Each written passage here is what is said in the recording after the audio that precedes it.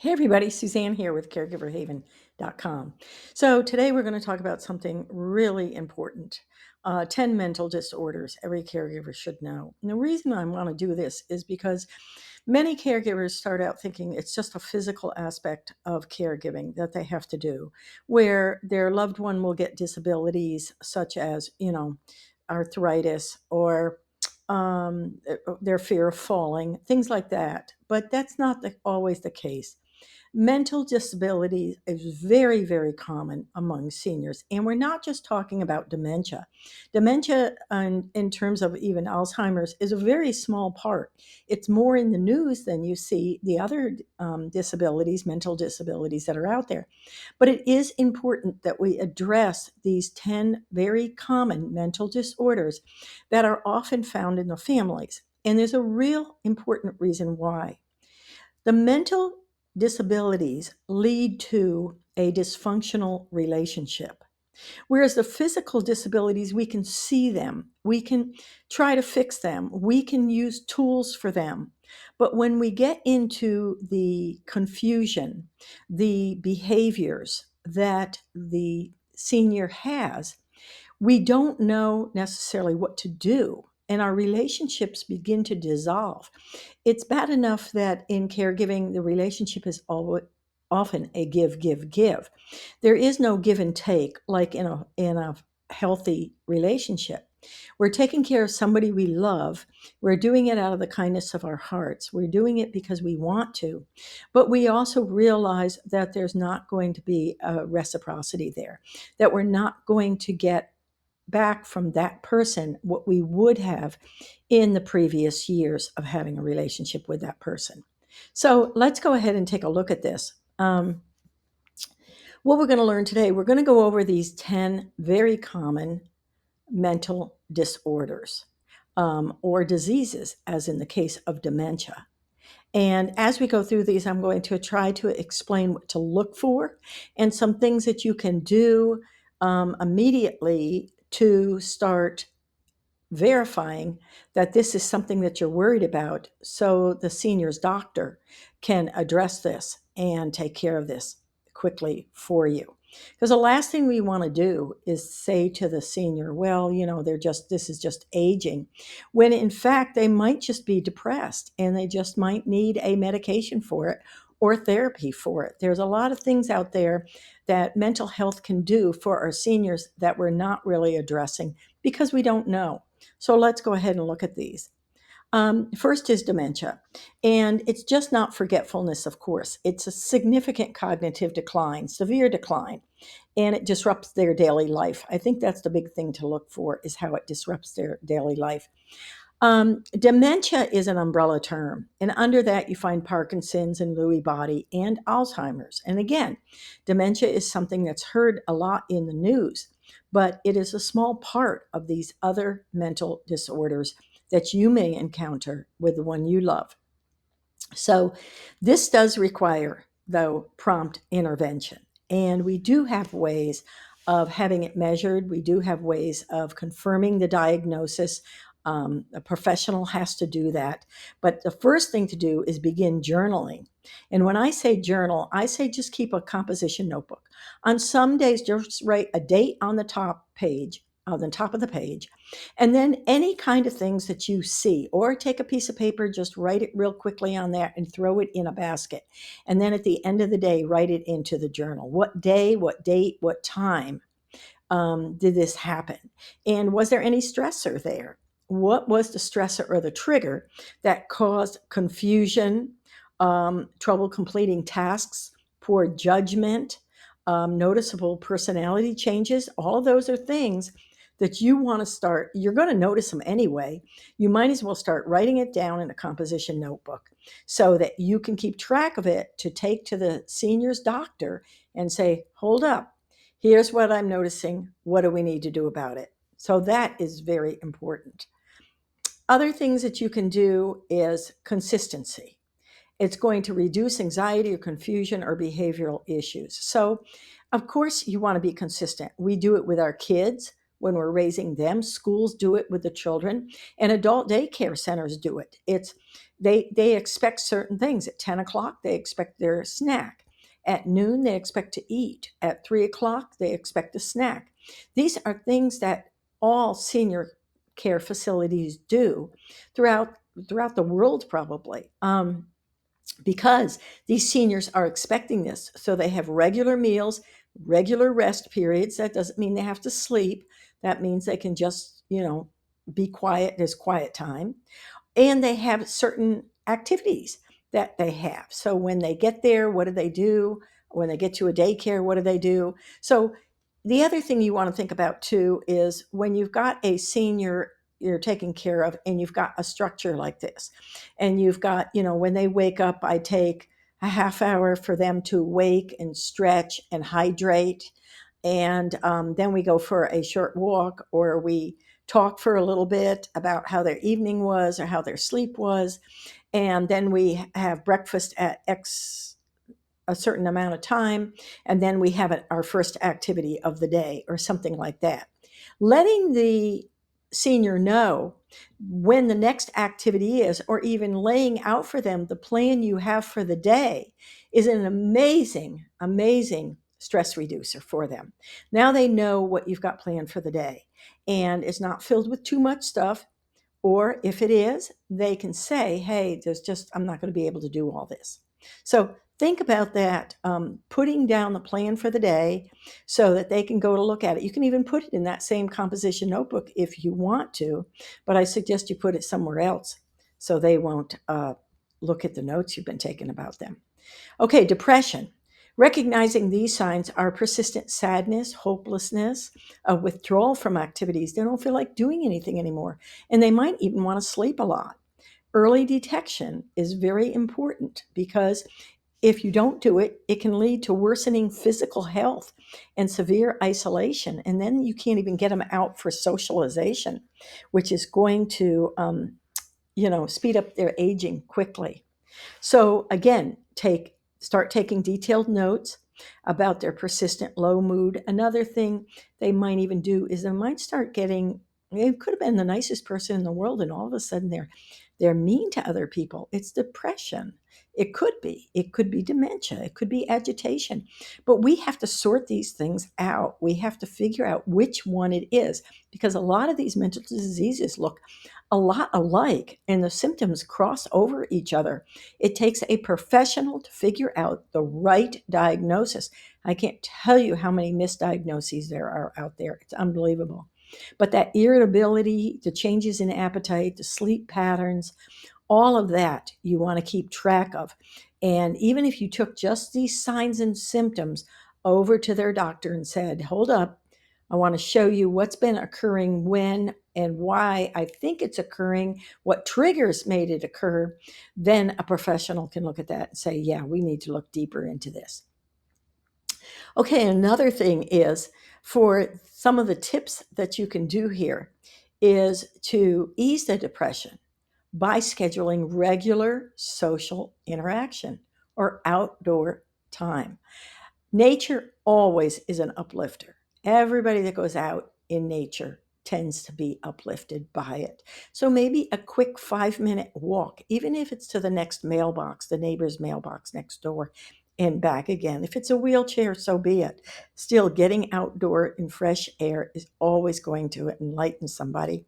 Maybe it's a phone call that they get to talk to somebody that they haven't talked to in ages. You have to plan these things out. This is all part of mental caregiving, and it's important to keep your senior happy as well as healthy. The next is anxiety disorders and recognizing these signs. These are the people that are excessively worried about everything.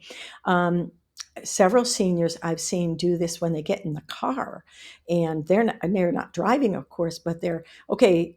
There's a stop sign. Be worried. They're worried about that. Or there's a piece of paper in the road. Or there's a man walking on the sidewalk. Watch out.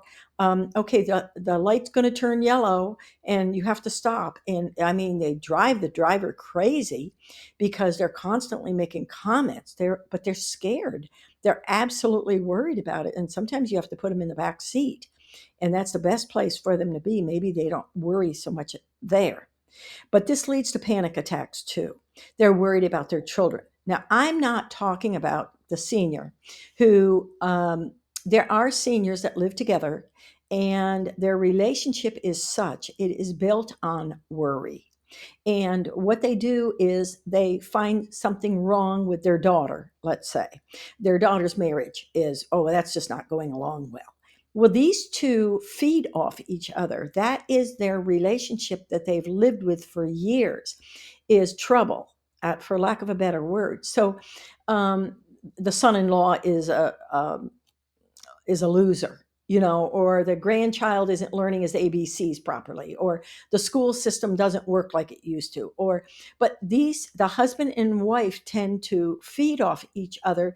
That's what their relationship is, and it works for them. That's not the worry and the anxiety I'm talking about. I'm talking about the person who is constantly worried about, I mean, they're watching the news and they're worried about, they're watching crime shows. They're not OCD, we're going to talk about that, but they are constantly restless. They have this excessive worrying, routine tasks that they're doing, difficulty concentrating. They even can go into panic attacks. So that is something they can do too. That's the kind of worry. And then, in order to get them out of this, what you have to do is reassure them, put them in a calm home, play some music, play great movies that with a lot of love in them, and those old movies that had sincere love, heartfelt movies, good family shows, things like that, and maintain predictable daily routines because that reduces the uncertainty. And again, letting them know what the daily schedule is going to be is going to reduce those stressful moments. So integrate some daily grounding exercises, maybe like deep breathing or mindfulness or even hand massages. If they'll let you hold their hand, if they'll let you hold their hand, maybe you could massage it. Touch is an amazing calming um, thing to think about. Delirium is something we do have to talk about because many caregivers do not understand exactly what this is, but this is a very dangerous thing. And it's sudden, it's severe confusion and disorientation. It's usually caused by medication, illness, or dehydration. It comes on fast.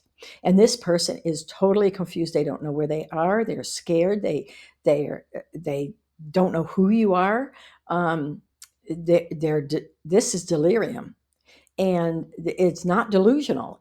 This is delirium where they need probably hospitalization to get them rehydrated again or change out their meds.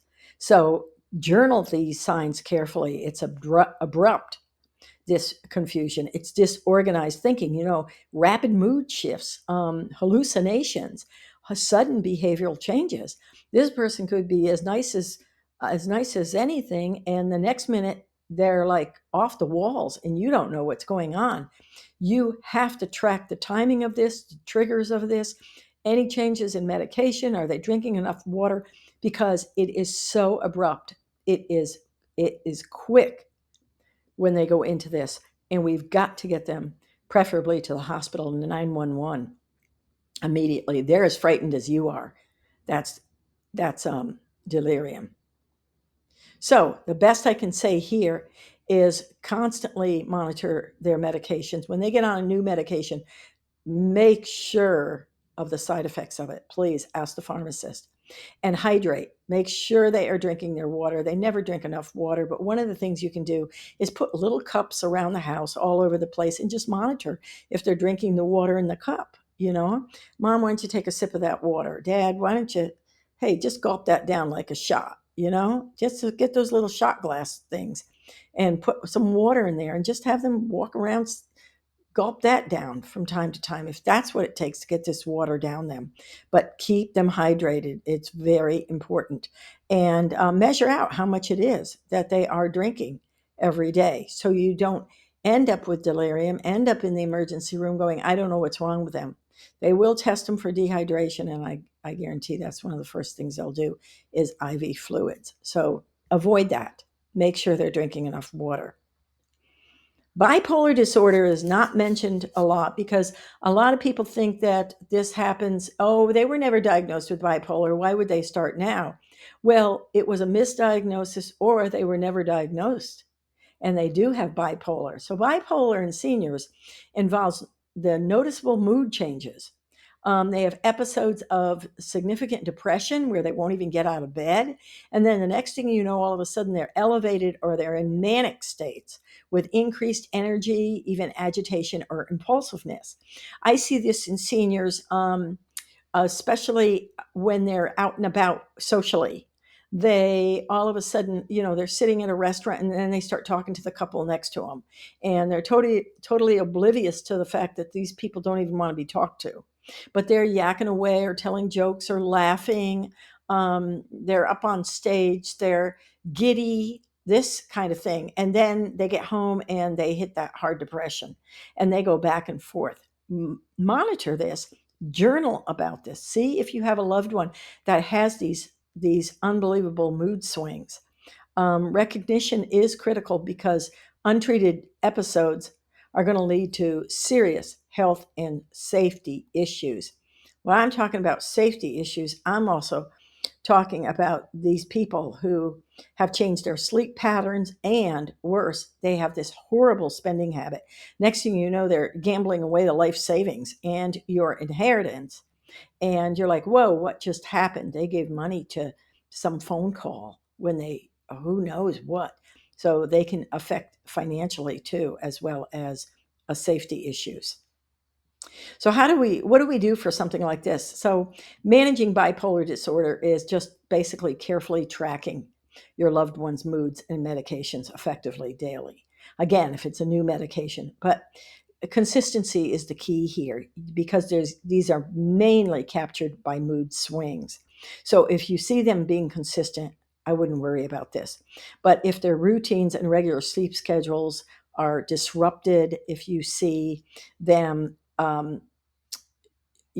not sleeping for days, if you see them all of a sudden talking to people and annoying people more than just enjoying their company, they want to be the life of the party, or they have all these ideas, or they're going to go buy a bunch of stuff and start a new hobby that's going to be $2,000, $3,000.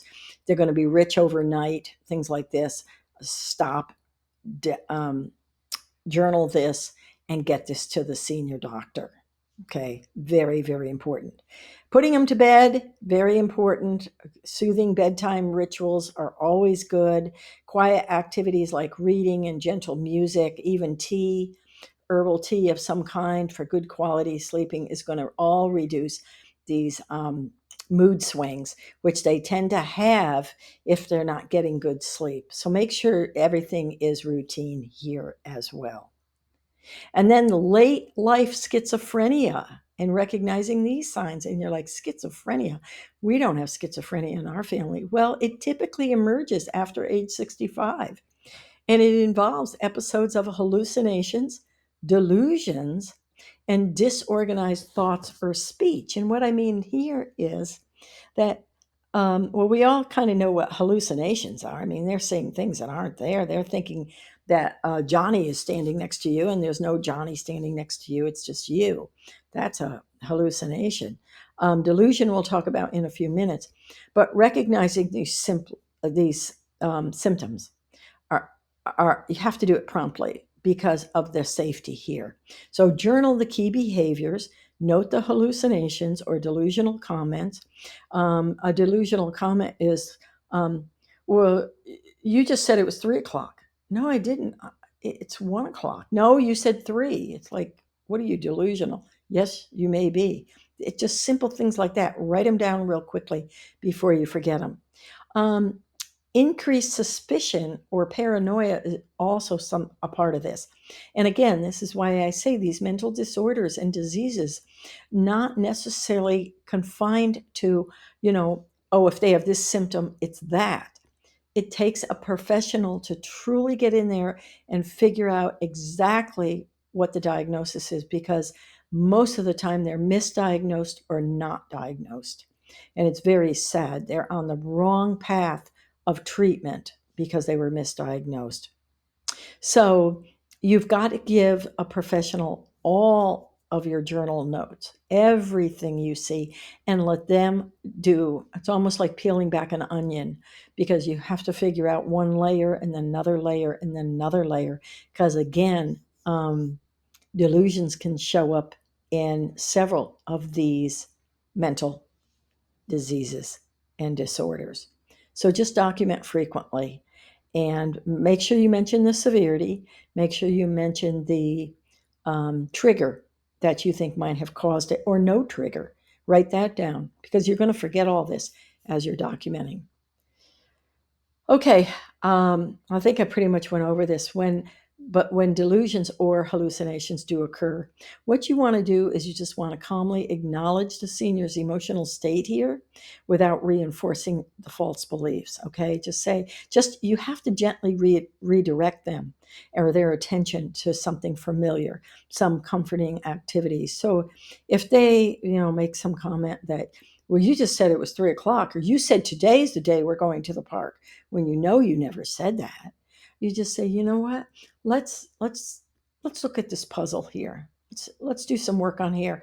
By the or what kind of music do you like to hear? It's almost like you have to um, change the subject and ignore what they're saying and move them on to something else, which is a difficult thing. Most people want to stick to the subject.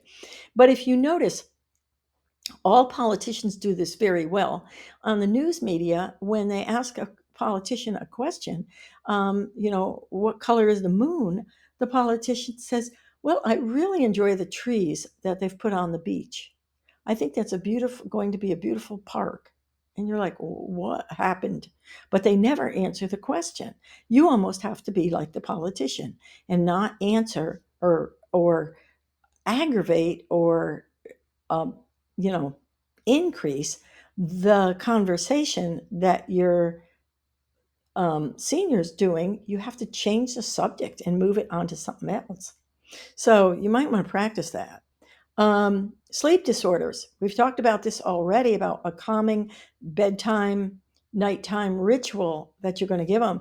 But sleep disorders, insomnia, restless leg syndrome, or sleep apnea will often be part of a senior's disruptive life. And early identification is essential, because poor sleep quality is going to exacerbate the cognitive decline, anxiety, depression, and any of these other mental disorders. And what you want to do is make sure your senior is always getting enough sleep. We know this from experience. We know during times of war that, especially in Vietnam, they kept our prisoners up for 36 and 48 and 3 days. And they couldn't think right. They couldn't plan to escape. They do this. It was common to confuse our prisoners of war. Um, if they started to fall asleep, they'd wake them up again. We know how important it is to make sure that our seniors get a good night's sleep and they actually hit that deep sleep. Otherwise, they're going to be confused and not be able to think. And any one of these other disorders can show up because they're not getting the sleep that they need. So the next thing we look at is how do we make this better for them? Let's go back. How do we make this better for them? Well, a very practical tip is just that calming bedtime routine, whether it's white noise, shutting out the lights, whether it's just reducing the lighting to a nice, glow, soft music, even lavender aromatherapy is always nice. Things like that they might enjoy. But be careful how much perfume or how much aroma, especially if they have breathing problems, because any of these things are chemicals. And when you put chemicals into the air and the lungs have to breathe in chemicals instead of oxygen, it makes it difficult. They have a hard time breathing. And I've seen this sadly happen where people have gotten pneumonia from this. And you don't want that. Chemical pneumonia, it's called, because of these aromatherapies. So think about just maybe music, soft, a nice podcast, a YouTube, any kind of those things will give them beautiful music and even some nice landscapes that they could look at, and keep that ritual, that sleep pattern exactly the same, that they go to bed same time every day, they wake up same time every day. Okay, let's talk about this OCD, obsessive compulsive disorder. Okay, they have recurring unwanted thoughts and obsessions. They have repetitive behaviors. Those are the compulsions. So, obsessions is the unwanted thoughts. They're thinking, now, this is not necessarily worried, okay, but this is where they're rechecking things over and over again. They're making sure all the doors are locked. They're making sure they're checking the clock constantly. These are going to impact their daily routines and the emotional health. So recognize and start journaling these symptoms, such as these repetitive actions. The frequent hand washing is another. And then they have distress, and they have anxiety around any routine that's been disrupted. They have this anxiety. Also, they have this intrusive, repetitive thought that keeps going on. Well, um, you're they keep harping on something that you said 3 weeks ago, and they're not getting off it. Watch for other behaviors when they're doing something like that. Watch to see if they've now got compulsions in there too, instead of just obsessions. Okay, obsessions being the thoughts, compulsions being the checking the doors, or a fork in a certain place on the by the plate, things like that. There might be dealing with OCD. And then if you are, the tips, you have to gently redirect them. And again, these are things that you should have in your tool belt, are things that, let's go do the laundry. Let's watch, hey, that TV show is on right now that I know you enjoy. Um, let's let's work on that puzzle. Would you like, let's read that book. You know what? I want to read the next chapter of this book. And again, if you have a routine like senior care facilities have, then you know this, and you say, oh, look, it's time for our reading. Oh, it's time to listen to that speaker. It's time to hear music. It's time to do the puzzle. It's time to go for a walk. It's time to, it's what you're doing is a constant distraction to them, so they don't start obsessing and they don't start their repetitive behavior. So you keep them going. And besides that, it kind of wears them out and they get a good night's sleep, which is exactly what you want for them. So you have to plan out their caregiving. But on top of all of this, don't forget to journal, because if you see any of these signs and symptoms, start looking for other ones. Look for the obsessions, look for the, um, the behavior in there as well. Let's see. They could do gardening. They can play cards. They can do crafts. Maybe you have a paint by number that you guys are doing and would like to do. Maybe you have an easel set up and they'd like to paint. Maybe they'd like to listen to a book on tape, or it's not anymore, but a book on their cell phone. So maybe they'd like to call somebody. Get a list of all these different things that you can have in your tool belt that you can use to gently distract them away from their OCD behavior. And make sure you journal this so you can take it to their doctor. All right, substance abuse is extremely common in seniors because doctors tend to want to give us a Lortab or some kind of pain medicine and for pain. And the next thing you know, the person is waiting for that next pill. And they also have medications that can addict you for sleeping, and then they don't work anymore, and that becomes a problem. So the question you really have to ask yourself here is, are any of these substances that my loved one taking habit forming? And the pharmacist can tell you yes or no on that. Next question is, why are they taking it, right? And the doctor, their senior doctor, can tell you why they're taking it. But if it gets to a point where they're obsessing over they got to have them, one of the things, biggest signs, is they start hoarding their pills. They're taking a half a pill and saving the other for later. They're worried that they're not going to have enough, especially when the pharmacist only gives 8 pills out at a time or something like that. So look for that kind of behavior. Another question, a conversation you really need to have with yourself and your family and your senior is, how bad is this for them? I have seen seniors who have been on medications for a while and they are addicted to them, but they are still functioning as best as they could at 80 and 90-year olds. Okay. They function with them. So, like alcohol, if they're functioning with it and they drink it and it's not disrupting their life and their relationships aren't going to be as great as you would like with any kind of addiction, but it's a doable situation, you have to ask yourself, who is it hurting by keeping them on these medications? So, more importantly, is to journal any kind of unexplained mood changes or confusion. And as I said, if they're hiding or hoarding their medications, or if they're falling, if they're drinking lots of alcohol and they are starting to fall because of it, especially if they fall in a campfire, they fall down their stairs, this becomes a problem. And so then you have to take this addicting medication or alcohol, food, whatever it is, away from them. But you have to document what you're doing. Now, when I say you take it away, I should say the doctor has to take it away.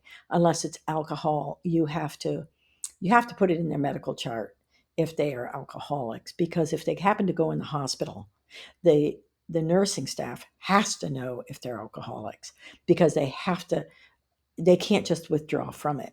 They have to work through certain procedures, put up a banana bag, it's called. They have to give them certain fluids so they won't go into withdrawal symptoms, which is extremely dangerous. It can kill them. So you want to make sure that they withdraw properly from whatever medications they're on. It's terrible to see somebody withdraw from these substances. So just don't stop it. Make sure it's done professionally. Um, One of the things is secure pill dispensers and make sure you're the one that's passing out the medication. You're the one that's passing out the alcohol. Coordinate with the doctor and the pharmacist about this. And a lot of these medications, they shouldn't be drinking anyway if they're on these medications. So make sure that all of this is documented, that they are sticking to their correct medication adherence. And again, have that conversation with the doctor. Is it okay for them to be on this medication, even if they're addicted to it at their age? What's it going to matter? Another thing is the paranoia and delusion. And this I had mentioned previously. It's a whole nother disorder. But with paranoid, they just have these persistent irrational fears, or I should say mistrust. You said this, or you're stealing from me, or you stole my car, you took my house, you shouldn't be living here, you're mean to me, telling other people that you're mean to the senior, or that you're hurting the senior, things like that. I mean, this is total paranoia and very delusional. So it's just excessive suspicion and false accusations, and there's mistrust there that you see. It's going to disrupt the caregiving and the emotional well-being of both of you. So you have to communicate clearly and transparently. And what I mean by that is, you've got to reduce suspicion. You can't get drawn into their false accusations. You cannot go there. You have to be able, like that politician, to change the subject regardless of what they just said to you. Keep notes and document all of this. All right, minimizing confusion, because if somebody calls, the Department of Family Services and says you're abusing them, and you haven't documented any of this, you could be in hot water. So that gets pretty dangerous. You can be thrown in jail for this, and that's more common than most people think. So make sure you document the confusion. Make sure you send any of that documentation over to their doctor. They do not have to know about that. Again, you're not breaking HIPAA by doing that. HIPAA says the doctor can't talk to you, but remember, you can always talk to the doctor. So you can put this in the patient's chart. I've seen this many times, especially with alcohol. that the family has put it in the patient's chart that they are an alcoholic, and the patient gets hospitalized, and the first thing the nurse does is hang that bag because they don't want them going through withdrawals, and the patient's clueless of what's going on anyway. So they don't know that they're hanging the bag, but it's in the chart to protect the hospital and to protect the patient. So same thing here. You've got to protect yourself. So, um, you know, the best thing you could do here, well, here, let's just explain it here. Okay. So stay calm and gentle. All right. So always approach interactions calmly and patiently.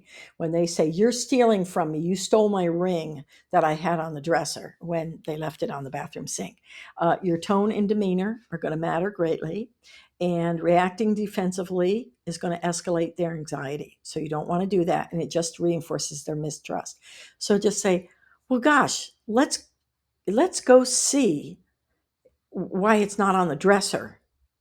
And it's got to be on another surface. You know what? I bet you we were in the bathroom." Don't say you, say we were in the bathroom. Let's look there. Another thing is avoid arguing and confrontation.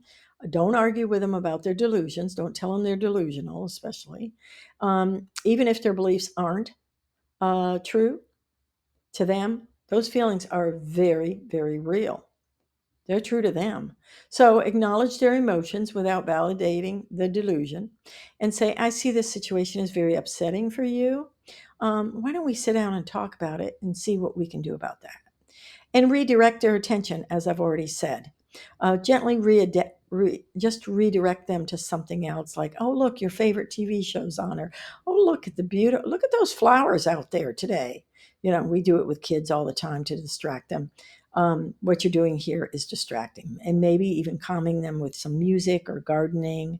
Looking at family photos is another one of those items you can put in your tool belt. You keep an album constantly going and say, "Oh, look at these memories."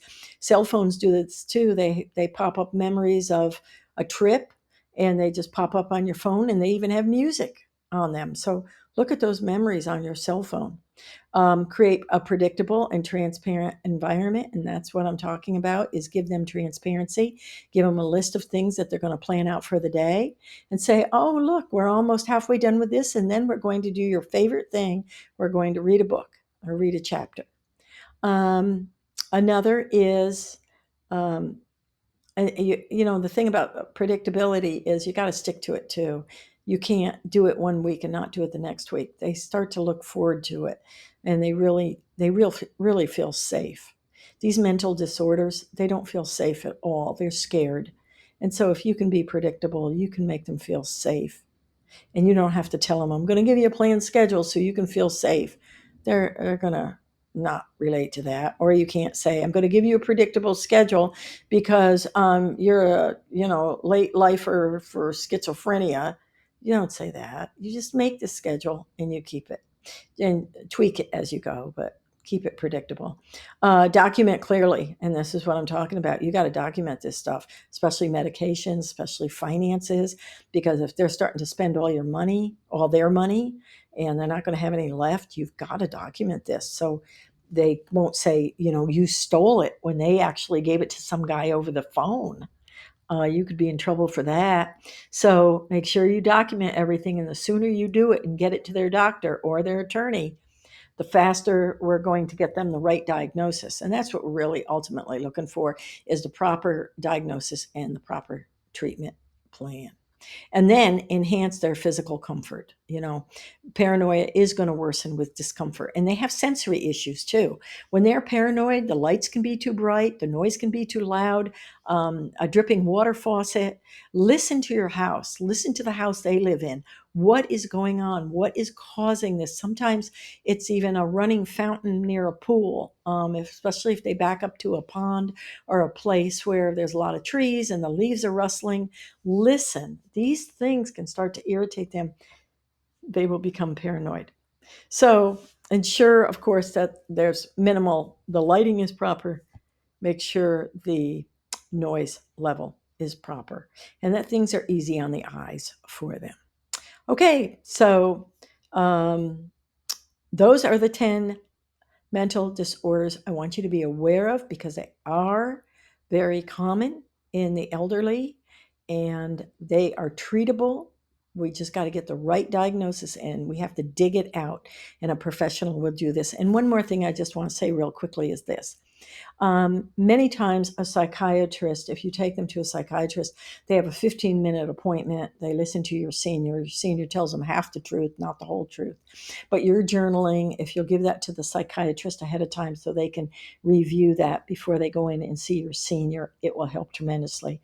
But the best of the things you can do is go to a psychologist who specializes in senior mental diseases and disorders like this will be able to peel back that onion and get to what they think is the right diagnosis. And then they will take all their notes and hand them over to the psychiatrist, and the psychiatrist will deem what medications they should start your loved one on. Okay? The psychologists normally cannot prescribe medications. The psychiatrist can, but the psychiatrist only has 15 minutes. The psychologist has an hour with your loved one, and many times an hour week after week after week. So they get to know what's working and not working. They are really the leverage you need to protect you and to protect your senior and get them through whatever mental state they're going through at the time. These do not have to be permanent. Dementia is, but many of these are not. We can fix them or we can manage them, but a psychologist is your diamond that you're looking for. Definitely put them in your tool belt. So that's it for here. I hope you got a lot out of this. I think it's really important to bring it to your attention, and we'll talk soon. Take care.